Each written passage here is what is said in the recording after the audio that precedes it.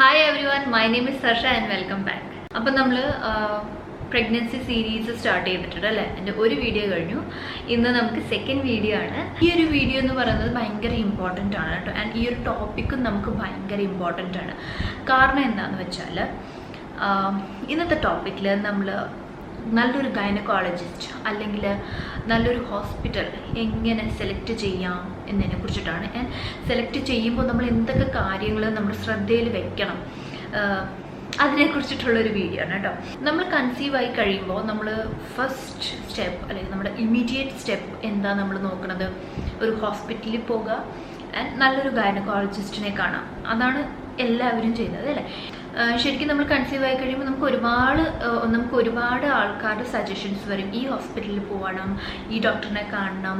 അപ്പം നമ്മൾ എല്ലാവരുടെയും സജഷൻസ് റെസ്പെക്റ്റ് ചെയ്തിട്ട് ഒരു നല്ലൊരു വൈസ് ആയിട്ട് വേണം നമ്മളൊരു ഡിസിഷൻ എടുക്കാനായിട്ട്. 9 month ജേർണിയാണ് നമുക്ക് ആ ഹോസ്പിറ്റലിൻ്റെ കൂടെ ആൻഡ് ആ ഒരു ഗൈനക്കോളജിസ്റ്റിൻ്റെ കൂടെ. അപ്പോൾ നമ്മൾ ഭയങ്കര ശ്രദ്ധയോടെ എല്ലാം ഭയങ്കരമായിട്ട് ചിന്തിച്ചിട്ട് വേണം നമ്മൾ ഒരു ഹോസ്പിറ്റൽ സെലക്ട് ചെയ്യാൻ ആൻഡ് അതോടൊപ്പം തന്നെ ഒരു ഗൈനക്കോളജിസ്റ്റിനെ സെലക്ട് ചെയ്യാനായിട്ട്. എൻ്റെ ഫസ്റ്റ് പ്രഗ്നൻസിയാണ്, എന്നാലും നമുക്ക് ഓരോ കാര്യത്തിൽ ഓരോ സിറ്റുവേഷൻ വരുമ്പോൾ ആണ് അതിൻ്റെ ഒരു എക്സ്പീരിയൻസ് നമുക്ക് വരുന്നത്. അപ്പം ഞാൻ ശ്രദ്ധിച്ച കുറച്ച് കാര്യങ്ങളും എനിക്ക് കുറച്ച് പറഞ്ഞു തന്ന കാര്യങ്ങളൊക്കെയാണ് ഞാൻ ഈ വീഡിയോയിൽ ഷെയർ ചെയ്യാൻ പോകുന്നത്. അപ്പോൾ നമ്മൾ ഹോസ്പിറ്റൽ ആൻഡ് ഗൈനക്കോളജിസ്റ്റിനെ സെലക്ട് ചെയ്യുമ്പോൾ നമ്മൾ കുറച്ച് കാര്യങ്ങൾ ശ്രദ്ധിക്കേണ്ടതുണ്ട്. അതൊക്കെ എന്താണെന്ന് നമുക്ക് നേരെ വീഡിയോയിൽ കണ്ടു നോക്കാം. ഫസ്റ്റ് നമ്മളൊരു ഡോക്ടറിനെ സെലക്ട് ചെയ്യുമ്പോൾ അല്ലെങ്കിൽ ഒരു ഡോക്ടറിൻ്റെ കാര്യം നമ്മുടെ മൈൻഡിൽ വരുമ്പോൾ നമ്മൾ നോക്കേണ്ടത് എന്താണ്? ഒബ്വിയസ്ലി അവരുടെ ക്വാളിഫിക്കേഷൻ, അവർ MBBS ആണോ MD ആണോ, ആൻഡ് അവരുടെ ആ ഒരു ഗൈനക്കോളജിയിൽ അവർ സ്പെഷ്യലൈസേഷൻ എടുത്തിട്ടുണ്ടോ. ഈ ഒരു കാര്യമാണ് നമ്മൾ അവരുടെ മെയിനായിട്ടും ഇമ്പോർട്ടൻ്റ് ആയിട്ടും നോക്കേണ്ടത്. അതായത് അവരുടെ എഡ്യൂക്കേഷണൽ ക്വാളിഫിക്കേഷൻ നമ്മൾ നന്നായിട്ട് ശ്രദ്ധിച്ചിരിക്കണം. സെക്കൻഡ് കാര്യം നമ്മൾ നോക്കേണ്ടത് എന്താണെന്ന് വെച്ചാൽ അവരുടെ ഹിസ്റ്ററി. അതായത് അവരുടെ പാസ്റ്റ് എങ്ങനെയായിരുന്നു, പാസ്റ്റിൽ അവർക്ക് എന്തെങ്കിലും എന്തെങ്കിലും കോൺട്രവേഴ്സീസ് ഉണ്ടായിട്ടുണ്ടോ? കോൺട്രവേഴ്സീസ് മീൻസ് എന്തെങ്കിലും അവരെ പറ്റി എന്തെങ്കിലും ചീത്ത കാര്യങ്ങൾ ഉണ്ടായിട്ടുണ്ടോ? കോൺട്രവേഴ്സീസ് എന്തെങ്കിലും പാളിച്ച് അവർക്ക് ഒരു ഡെലിവറി ടൈമിൽ പറ്റിയിട്ടുണ്ടോ? എന്തെങ്കിലും അങ്ങനത്തെ ഹിസ്റ്ററിയൊക്കെ ഈ ഒരു കാര്യം ശരിക്കും നമ്മൾ നോക്കേണ്ടത് ഭയങ്കര ഇമ്പോർട്ടൻ്റ് ആണ്. കാരണം നമ്മുടെ ജീവനാണ്, നമ്മുടെ കുഞ്ഞിൻ്റെ ജീവനാണ്. അപ്പം നമുക്ക് വെറുതെ ഒരു കയ്യിൽ നമ്മുടെ കുഞ്ഞിൻ്റെ ജീവൻ കൊണ്ട് കൊടുക്കാൻ പറ്റില്ല. അപ്പം നമ്മൾ ആ ഒരു ഗൈനക്കോളജിസ്റ്റിൻ്റെ ഹിസ്റ്ററി ചെക്ക് ചെയ്യേണ്ടത് ഭയങ്കര ഇമ്പോർട്ടൻ്റ് ആണ്. ആ ഡോക്ടറിനെ അറിയാവുന്ന ആൾക്കാരാണെങ്കിൽ അവരുടെ അടുത്ത് ചോദിക്കുക, മനസ്സിലാക്കുക അവർക്ക് എങ്ങനത്തെയൊക്കെ കേസസ് അവർ ഹാൻഡിൽ ചെയ്തിട്ടുണ്ട്, അവർക്ക് എന്തെങ്കിലും അവരുടെ കയ്യിൽ നിന്ന് എന്തെങ്കിലും പിഴ പറ്റിയിട്ടുണ്ടോ, മിസ്റ്റേക്ക് പറ്റിയിട്ടുണ്ടോ, അങ്ങനത്തെ കാര്യങ്ങളൊക്കെ നമ്മൾ ശരിക്കും അന്വേഷിക്കേണ്ടതുണ്ട്. അപ്പം ഒരു ഗൈനക്കോളജിസ്റ്റിൻ്റെ ഹിസ്റ്ററി അറിയേണ്ടത് ഭയങ്കര ഇമ്പോർട്ടൻ്റ് ആയിട്ടുള്ളൊരു കാര്യമാണ്. പിന്നീട് ഒരു കാര്യം എന്താണെന്ന് വെച്ചാൽ നമ്മൾ നോക്കേണ്ടത് അവരുടെ ബിഹേവിയർ എങ്ങനെയാണ് ടുവേർഡ്സ് ദ പേഷ്യൻറ്റ്. കാരണം ഒരു നല്ല ഗൈനക്കോളജിസ്റ്റ് എന്നല്ല, നല്ലൊരു ഡോക്ടർ എന്ന് പറയുമ്പം ഒരു പേഷ്യൻറ്റിൻ്റെ കാര്യം കേൾക്കുന്നു എന്നുള്ളതാണ് അല്ലേ. പ്രഗ്നൻസിയിൽ സ്പെഷ്യലി നമുക്ക് ഒരുപാട് ഡൗട്ട്സ് ഉണ്ടാവും അല്ല, ഇതെന്താ ഇങ്ങനെ, അതെന്താ അങ്ങനെ, എനിക്കൊക്കെ ഒരുപാട് ഡൗട്ട് ഉണ്ടായിരുന്നു.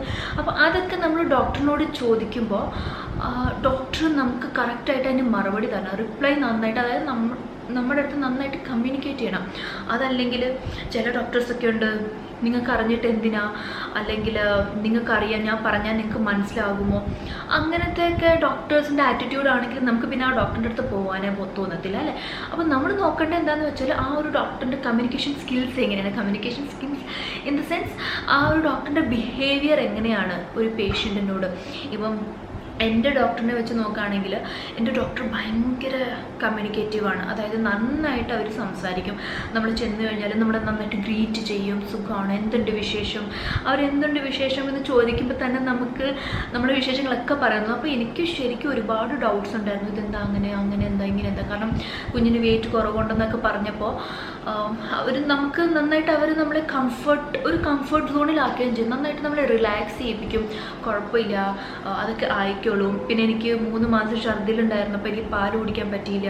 അപ്പോൾ അവർ പറയായിരുന്നു, അപ്പോൾ ആ ഡോക്ടർ തന്നെ എന്നോട് പറയായിരുന്നു, അതൊന്നും കുഴപ്പമില്ല, ഇപ്പോൾ കുടിക്കണ്ട, നമുക്ക് പിന്നെ സമയമുണ്ടല്ലോ, അപ്പം കുടിക്കാം, ഇപ്പം എന്താണോ ഇഷ്ടമുള്ളത് അത് കഴിച്ചാൽ മതി. അപ്പം നമ്മളെ നന്നായിട്ട് എന്താ പറയുക, നമുക്ക് ഡൗട്ട്സ് ഉണ്ട് അത് നന്നായിട്ട് ക്ലിയർ ചെയ്ത് തരും.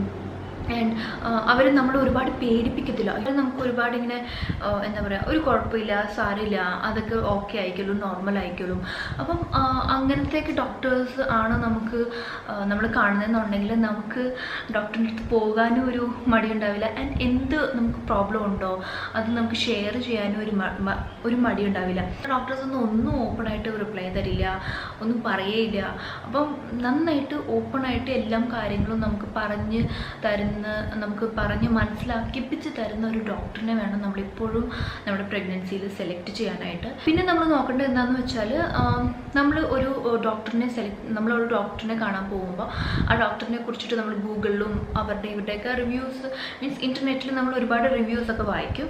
പക്ഷെ അതിലും നല്ലത്, എപ്പോഴും ഗൂഗിളിൽ കാണിക്കുന്നത് ശരിയാവണമെന്നില്ല. അപ്പോൾ അതിലും നല്ലത് എന്താണെന്ന് വെച്ചാൽ നമ്മൾ ഇൻ പേഴ്സൺ ഒരാളെ കണ്ട് അവരുടെ അടുത്തുനിന്ന് നമ്മൾ അവരുടെ റിവ്യൂ അറിയുക. അതായത് അവരുടെ പാസ്റ്റിൽ പേഷ്യൻ്റ് ആരെങ്കിലും ഉണ്ടെങ്കിൽ, അല്ലെങ്കിൽ ഹോസ്പിറ്റലിൽ പോയിട്ട് അങ്ങനെയൊക്കെ വേണം നമ്മൾ അന്വേഷിക്കാനായിട്ട്. കാരണം എല്ലാം ഗൂഗിളിൽ എഴുതിയേക്കുന്നത് ശരിയാവണമെന്നില്ല.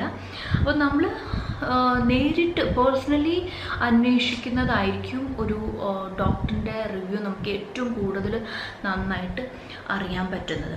ഒരു ഇമ്പോർട്ടൻറ്റ് കാര്യം എന്താണെന്ന് വെച്ചാൽ, നമ്മൾ ഒരു ഡോക്ടറിൻ്റെ റേറ്റ് നോക്കുക.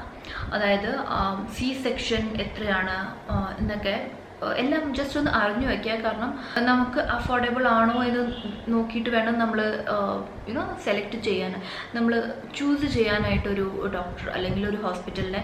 കാരണം എൻ ടൈമിൽ നമ്മളോട് പറയുകയാണ് ഇത്രയാണ് റേറ്റ്, അപ്പം നമുക്ക് ഒരു ഷോക്ക് ആവുന്നതിനും ഭേദം നമ്മൾ നേരത്തെ തന്നെ പ്രയറായിട്ട് തന്നെ അന്വേഷിച്ച് വയ്ക്കുക എങ്ങനെയാണ് നമുക്ക് സി സെക്ഷൻ്റെ റേറ്റും കാര്യങ്ങളൊക്കെ വരുന്നതെന്നുള്ളത്. പിന്നീട് നമ്മൾ നോക്കേണ്ടത് എന്താണെന്ന് വെച്ചാൽ, നമ്മൾ ഗൈനി ഏതാണ്, മെയിലാണോ, ജെൻഡർ ഏതാണ്, മെയിലാണോ ഫീമെയിലാണോ. ശരിക്കും എല്ലാവർക്കും മെയിൽ ഗൈനിയുടെ അടുത്ത് പോകാനായിട്ട് മടിയാണ്. പക്ഷേ അങ്ങനെ മടിച്ചിരുന്നിട്ട് കാര്യമില്ല.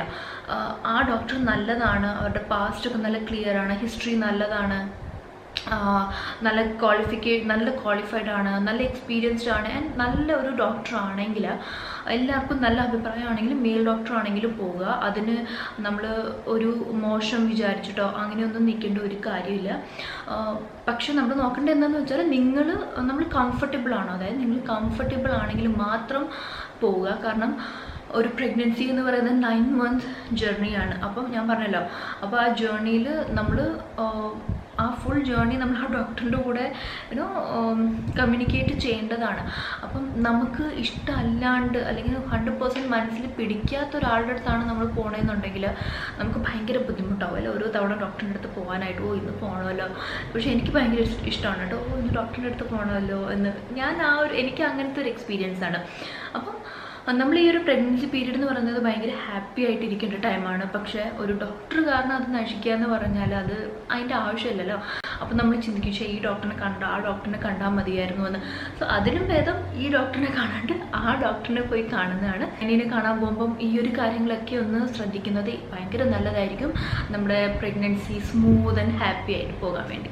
വരുന്നത് നമ്മൾ ഹോസ്പിറ്റൽ സെലക്ട് ചെയ്യുക എന്നുള്ളതാണ്. ഗൈനി ഒരു സൈഡാണ്, പക്ഷെ നമ്മൾ ആ ഒരു ഹോസ്പിറ്റലിനെ കുറിച്ചിട്ടും നമ്മൾ അറിഞ്ഞിരിക്കണം. ഹോസ്പിറ്റലിൻ്റെ റെപ്യൂട്ടേഷൻ എങ്ങനെയാണ്, ഹിസ്റ്ററി എങ്ങനെയാണ്, അവരുടെ സ്റ്റാഫിൻ്റെ ഒരു ബിഹേവിയർ എങ്ങനെയാണ്, അതൊക്കെ നമ്മൾ നന്നായിട്ട് അറിഞ്ഞിരിക്കണം.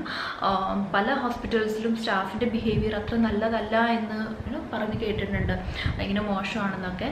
അപ്പം നമ്മൾ അത് ജസ്റ്റ് ഒന്ന് നോക്കേണ്ടതുണ്ട്. ചില ഹോസ്പിറ്റൽസിൽ നല്ല സ്റ്റാഫും ഉണ്ട് കേട്ടോ. ഞാൻ പോകുന്ന ഹോസ്പിറ്റലിലൊക്കെ നല്ല എന്താ പറയുക, നല്ല ബിഹേവിയറുള്ള സ്റ്റാഫാണ്. നന്നായിട്ട് കമ്മ്യൂണിക്കേറ്റ് ചെയ്യാനും ഒക്കെ നന്നായിട്ട് ഹെൽപ്ഫുൾ ആയിട്ടുള്ള സ്റ്റാഫാണ് എല്ലാം അവിടെ ഉള്ളത്, ഏത് സെക്ഷനിലെ ആണെങ്കിലും. ഞാൻ പറഞ്ഞല്ലോ, ഗൈനീനെ സെലക്ട് ചെയ്യുക എന്ന് പറയുന്നത് ഒരു സൈഡാണെങ്കിൽ, നമ്മൾ പോകുന്ന ഹോസ്പിറ്റൽ സെലക്ട് ചെയ്യുന്നത് വളരെ ഇമ്പോർട്ടൻ്റ് ആണ്. നമ്മൾ ആ ഹോസ്പിറ്റലിൽ പോകുമ്പോൾ നമ്മൾ നോക്കേണ്ടത് അവിടെ ഫെസിലിറ്റീസ് എല്ലാം ഉണ്ടോ എന്നുള്ളതാണ്. നമ്മളെല്ലാം പ്രിപ്പയർഡ് ആയിരിക്കണം എല്ലാത്തിനും വേണ്ടിയിട്ട്. അപ്പോൾ ഫെസിലിറ്റീസ് എന്ന് ഞാൻ പറയുമ്പോൾ അവിടെ നിയോനാറ്റൽ കെയർ യൂണിറ്റ് ഉണ്ടോ എന്ന് NICU എന്ന് പറയുന്നത് അതുണ്ടോ എന്ന് നമ്മൾ നോക്കണം. കാരണം നമുക്ക് ഈ പ്രഗ്നൻസി അല്ലെങ്കിൽ ഡെലിവറി എന്നൊക്കെ പറയുന്നത് ഭയങ്കര അൺഎക്സ്പെക്റ്റഡ് ആണ്. നമ്മൾ വിചാരിക്കുന്ന പോലെ ഒന്നും ആയിരിക്കത്തില്ല എൻഡ് ടൈമിൽ നടക്കുന്നത്. ചിലപ്പോൾ കുഞ്ഞിന് എന്തെങ്കിലും ഇഷ്യൂ ഉണ്ടെങ്കിൽ അവർ ഹോസ്പിറ്റലിലെ ആൾക്കാർ NICUവിൽ വെക്കണമെന്നൊക്കെ പറഞ്ഞിട്ട് നമ്മൾ കേട്ടിട്ടുണ്ടല്ലോ, കുഞ്ഞ് NICUവിലാണ്, നിയോനാറ്റൽ കെയറിലാണെന്നൊക്കെ. അതിൻ്റെ അർത്ഥം എന്താണെന്ന് വെച്ചാൽ കുഞ്ഞിന് കുറച്ച് ദിവസത്തേക്ക് നമ്മുടെ അടുത്തുനിന്ന് ദൂരെ വയ്ക്കും. ഒരു ICU പോലെ ഒരു യൂണിറ്റാണത്, അവിടെ വയ്ക്കും. ആൻഡ് അവിടെയാണ് അതിൻ്റെ കെയറും കാര്യങ്ങളും ഒക്കെ ചെയ്യുന്നതൊക്കെ. എന്തെങ്കിലും ഇഷ്യൂ ഉണ്ടെങ്കിൽ അപ്പം നമ്മൾ നോക്കേണ്ടത് എന്താണെന്ന് വെച്ചാൽ നമ്മുടെ ഡെലിവറി നടക്കുന്ന ആ ഹോസ്പിറ്റലിൽ തന്നെ NICU ഉണ്ടോ. കാരണം ചില ഹോസ്പിറ്റൽസിലൊക്കെ പുറത്തായിരിക്കും അവർ, പുറത്ത് ഏതെങ്കിലും ഹോസ്പിറ്റലിലായിരിക്കും അല്ലെങ്കിൽ പുറത്ത് എവിടെയെങ്കിലും ആയിരിക്കും അവർ കുഞ്ഞിനെ കൊണ്ടുപോകുന്നത്. അപ്പം നമുക്കത് ഭയങ്കര ബുദ്ധിമുട്ടായിരിക്കും. കാരണം നമുക്ക് കുഞ്ഞിനെ നമ്മുടെ അടുത്തുള്ള നമ്മുടെ ഹോസ്പിറ്റലിൽ തന്നെ ആണെങ്കിൽ നമുക്ക് ഇടയ്ക്കിടയ്ക്കെങ്കിലും പോയി കുഞ്ഞിനെ കാണാൻ പറ്റും, പുറത്ത് നിന്നാണെങ്കിലും ശരി. ആൻഡ് നമുക്ക് ഫീഡ് ചെയ്യാനാണെങ്കിലും നമ്മുടെ ബ്രസ്റ്റ് മിൽക്ക് കൊടുക്കാനൊക്കെ ആണെങ്കിലും നമുക്ക് കുഴപ്പമുണ്ടാവില്ല. ഇല്ലെങ്കിൽ അവർ നമ്മുടെ ബ്രസ്റ്റ് മിൽക്ക് പമ്പ് ചെയ്ത് കൊണ്ടുപോയി കൊടുക്കുകയൊക്കെയാണ് ചെയ്യണത്. അപ്പം നമ്മൾ എപ്പോഴും നോക്കേണ്ടത് എന്താണെന്ന് വെച്ചാൽ നമ്മുടെ ഹോസ്പിറ്റലിൽ തന്നെ, നമ്മൾ ഡെലിവറി ഉള്ള ഹോസ്പിറ്റലിൽ, നമ്മൾ ഡെലിവറി ചെയ്യുന്ന ഹോസ്പിറ്റലിൽ തന്നെ നിയോനാറ്റൽ കെയർ യൂണിറ്റ് ഉണ്ടോ എന്നുള്ളതാണ്. അത് ഭയങ്കര ഇമ്പോർട്ടൻ്റ് ആയിട്ടുള്ളൊരു കാര്യമാണ് കേട്ടോ. ഉള്ളൊരു കാര്യം എന്താണെന്ന് വെച്ചാൽ നമ്മുടെ ഹോസ്പിറ്റലും നമ്മുടെ വീടും തമ്മിലുള്ള ഡിസ്റ്റൻസ്, അത് ഭയങ്കര വലിയൊരു ഫാക്ടറാണ് കേട്ടോ. ഞാൻ പറഞ്ഞല്ലോ, നമ്മുടെ ഈ പ്രഗ്നൻസി എന്നൊക്കെ പറയുന്നത് ഭയങ്കര അൺഎക്സ്പെക്റ്റഡ് ആണ്. നമ്മൾ വിചാരിക്കുന്ന പോലെ ഒന്നും ആയിരിക്കത്തില്ല. മിനിമം ഡിസ്റ്റൻസ് ഉള്ള ഒരു ഹോസ്പിറ്റൽ വേണം നമ്മളിപ്പോൾ സെലക്ട് ചെയ്യാനായിട്ട്. കാരണം എന്തെങ്കിലും എമർജൻസി വന്നു കഴിഞ്ഞാൽ നമുക്ക് 1 hour 1.5 hour അല്ലെങ്കിൽ ഹാഫ് ആൻ അവർ പോലും ട്രാവൽ ചെയ്ത് പോകേണ്ടി വന്നു കഴിഞ്ഞാൽ അത് ഭയങ്കര കോംപ്ലിക്കേറ്റഡ് ആയിരിക്കും അല്ലേ. അപ്പോൾ നമ്മൾ ഒരു 10-15 minutes ദൂരെ ഉള്ള ഒരു ഹോസ്പിറ്റലാണെങ്കിൽ ഒരുപാട് നല്ലതായിരിക്കും. ഇപ്പം ഞാൻ പോകുന്ന ഹോസ്പിറ്റൽ, എൻ്റെ വീടും ഞാൻ പോകുന്ന ഹോസ്പിറ്റലും തമ്മിൽ വാക്കിംഗ് ഡിസ്റ്റൻസ് ആണ്. മീൻസ് എൻ്റെ അമ്മയൊക്കെ രാവിലെ മോർണിംഗ് വാക്കിന് എൻ്റെ വീട് തുടങ്ങി ആ ഹോസ്പിറ്റൽ വരെ പോകും. അപ്പം നമുക്ക് നടക്കാനുള്ള ഡിസ്റ്റൻസേ ഉള്ളൂ ശരിക്കും. അപ്പം നമ്മൾ മീൻസ് കാറിലൊക്കെ പോവുകയാണെങ്കിൽ നമുക്കൊരു 5 minutes മാത്രം മതി. അപ്പം എനിക്ക് ഇടയ്ക്ക് ഒരു എമർജൻസി വന്നപ്പോൾ എനിക്ക് ഒട്ടും ഒന്നുമില്ല, നമുക്ക് ജസ്റ്റ് പോയാൽ മതി, വീട്ടിൽ നിന്ന് അങ്ങോട്ട് ഇറങ്ങിപ്പോയാൽ മതി, അല്ലാണ്ട് വേറെ ഒന്നും നോക്കണ്ട, ട്രാഫിക്കോ കാര്യങ്ങളോ ഒന്നുമില്ല. മെയിൻ റോഡെങ്കിലും നമുക്ക് ഷോർട്ട് കട്ട് ഉണ്ട്, അപ്പം അങ്ങനെ വേണമെങ്കിലും പോകാം. നിങ്ങളുടെ തൊട്ടടുത്ത് ഫെസിലിറ്റീസ് ഉള്ള എല്ലാ നല്ല ഫെസിലിറ്റീസ് ഉള്ള ഹോസ്പിറ്റലുണ്ടെങ്കിൽ അവിടെ പോകാനായിട്ട് ട്രൈ ചെയ്യുക. ഇനിയിപ്പം നിങ്ങളുടെ വീടിൻ്റെ അടുത്ത് എല്ലാ ഹോസ്പിറ്റലുണ്ട്, പക്ഷേ അവിടെ ഈ പറഞ്ഞ ഫെസിലിറ്റീസ് ഒന്നും ഇല്ലെങ്കിൽ അവിടെ പോകാതിരിക്കുന്നതാണ് നല്ലത്. കാരണം അതിന് പിന്നെ പ്രയോജനം ഉണ്ടാവില്ല, പിന്നെ നമുക്കൊന്നും കൂടി ബുദ്ധിമുട്ടാവുകയുള്ളൂ. മിനിമം ഡിസ്റ്റൻസ് കവർ ചെയ്യുന്ന ഒരു ഹോസ്പിറ്റലായിരിക്കും നമ്മളെപ്പോഴും നമ്മുടെ സെലക്ട് ചെയ്യാനായിട്ട്. അപ്പോൾ ഇത്രയും കാര്യങ്ങളാണ് ഞാൻ ശ്രദ്ധിച്ചത്. ഞാനൊരു ഡോക്ടറിനെ സെലക്ട് ചെയ്തപ്പോൾ അല്ലെങ്കിൽ ഹോസ്പിറ്റലിൽ നോക്കിയപ്പോൾ, ഇപ്പോൾ എൻ്റെ ഡോക്ടറാണെങ്കിൽ പുള്ളിക്കാരിക്ക് നല്ലപോലെ ബിഹേവ് ചെയ്യാൻ അറിയാം, എങ്ങനെയാണ് ഒരു ഗർഭിണിയോട് സംസാരിക്കേണ്ടതെന്ന് നന്നായിട്ട് അറിയാം, ടെൻഷനാണെങ്കിൽ അത് കുറയ്ക്കാനായിട്ട് നന്നായിട്ട് അറിയാം, നല്ല പക്വതയോടൊക്കെ നമ്മളോട് സംസാരിക്കുന്നത്. നമ്മുടെയൊക്കെ ശരിക്കും നമ്മുടെ ഒരു അമ്മ എങ്ങനെയാണോ നമ്മളോട് സംസാരിക്കും, ഇങ്ങനെ ചെയ്യണം, അങ്ങനെ ചെയ്യണം, ഇങ്ങനെയാണ്, പേടിക്കേണ്ട, അത് കുഴപ്പമില്ല, നമ്മൾ നല്ല റിലാക്സ് ആക്കും. ആൻഡ് ഹോസ്പിറ്റലിൻ്റെ കാര്യമാണെങ്കിലും ശരി, എല്ലാം നല്ല ഫെസിലിറ്റീസ് ഉള്ള ഹോസ്പിറ്റലാണത്. ഇൻ കേസ് ഒരു NICUവിൻ്റെയൊക്കെ ഒരു പ്രശ്നം ഉണ്ടെങ്കിൽ അവിടെ ഉണ്ട്, അത് ഒരു കുഴപ്പമില്ല. പിന്നെ എനിക്ക് പറയാനുള്ളത് ഡിസ്റ്റൻസ്. ഞാൻ പറഞ്ഞല്ലോ 5 minutes വാക്കിംഗ്, 5 minutes ഡിസ്റ്റൻസേ ഉള്ളൂ ശരിക്കും ബൈ കാർ നമ്മൾ പോയി കഴിഞ്ഞാൽ. അപ്പം അതും നല്ലൊരു കാര്യമാണ്. അപ്പം ഇത്രയൊക്കെ കാര്യങ്ങൾ നമ്മൾ ശ്രദ്ധിക്കണം ശരിക്കും ഒരു ഗൈനക്കോളജിസ്റ്റിനെ നോക്കുമ്പോഴും ആൻഡ് ഒരു ഹോസ്പിറ്റൽ നോക്കുമ്പോഴും. കാരണം ഞങ്ങളൊരു 9 മാസത്തെ ജേർണിയാണ്. അത് കഴിഞ്ഞിട്ടും നമുക്ക് ചിലപ്പോൾ ആ ഹോസ്പിറ്റലിൽ തന്നെ എന്തോരം കാര്യങ്ങൾ നമ്മുടെ റിലേറ്റഡ് ആയിട്ട് പോകേണ്ടി വരും. അപ്പോൾ അത് കാരണം നമുക്ക് വയസ്സായിട്ട് ഭയങ്കര കാമായിട്ട് നല്ലൊരു ഡിസിഷൻ മാത്രം നിങ്ങൾ എടുക്കുക. കാരണം ഞാൻ എപ്പോഴും പറയുന്നൊരു കാര്യമാണ്, പ്രഗ്നൻസി നമ്മൾ സന്തോഷിച്ച് പോകേണ്ട ഒരു ടൈമാണ്. അപ്പോൾ ഒരു കാരണം കൊണ്ടും നമ്മൾ ആ ഒരു സന്തോഷം ഇല്ലാണ്ടാക്കണ്ട. അപ്പോൾ ഇതായിരുന്നു നമ്മുടെ ഇന്നത്തെ പ്രഗ്നൻസി സീരീസിൻ്റെ സെക്കൻഡ് വീഡിയോ. ഐ ഹോപ്പ് എല്ലാവർക്കും ഇഷ്ടമായി ആൻഡ് യൂസ്ഫുൾ ആയി എന്നുള്ളത്. അങ്ങനെയാണെങ്കിൽ 3 കാര്യങ്ങൾ നിങ്ങൾ തീർച്ചയായിട്ടും ചെയ്തേക്കുക: ലൈക്ക്, ഷെയർ ആൻഡ് സബ്സ്ക്രൈബ്. അപ്പം നമുക്കിനി അടുത്ത നല്ലൊരു വീഡിയോയിൽ കാണാം. അതുവരേക്കും എല്ലാവരും healthy, happy, blessed and take care. By.